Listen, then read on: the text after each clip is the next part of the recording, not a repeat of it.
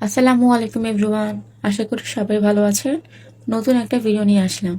আজকে এমন একটা রেসিপি দেখাবো যেটা দেখলেই সবার ছোটবেলার কথা মনে পড়ে যাবে। রেসিপিটা হচ্ছে ছোলার বুট। আজকে এভাবে ট্রাই করব, রাস্তা যেভাবে মামারা বানিয়ে থাকে।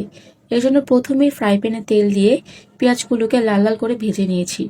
তারপর 1 টেবিল চামচ মরিচের গুঁড়ো, আধা চামচ হলুদ, স্বাদ মতো লবণ, 1 টেবিল চামচ ধনিয়ার গুঁড়ো, তারপর পরিমাণ মতো পানি দিয়ে মশলাগুলোকে জাল করে নিচ্ছি।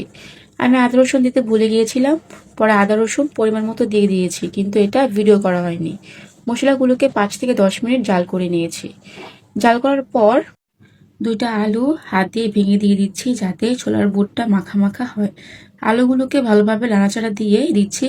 তারপর কেটে রাখা কাঁচামরিচগুলো দিয়ে দিলাম। আগে থেকে সিদ্ধ করে রাখার ছোলা বুটগুলো ফ্রিজে রেখে দিয়েছিলাম। তারপর ফ্রিজ থেকে নামিয়ে দিয়ে দিলাম।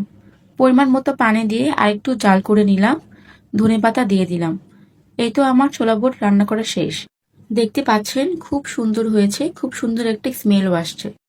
তারপর রান্না করা ছোলার বুটটি নামিয়ে নিলাম। আবার একটি ফ্রাই প্যানে একটু তেল দিয়ে সিদ্ধ করে রাখা আলুগুলো দিয়ে দিলাম। তারপর স্বাদ মতো লবণ, পরিমাণ মতো মরিচের গুঁড়ো, একটু ধনিয়ার গুঁড়ো, ম্যাগি মশলা দিয়ে এগুলোকে ভেজে নিচ্ছি। ছোটবেলায় দেখতাম মামারা রাস্তার ধারে এভাবেই ছোলা বুট আর আলু বিক্রি করতো।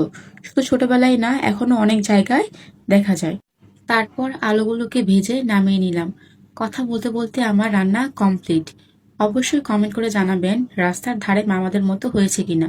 এরকম আরো ভিডিও পেতে আমাদের পেজটিকে ফলো করুন। ধন্যবাদ।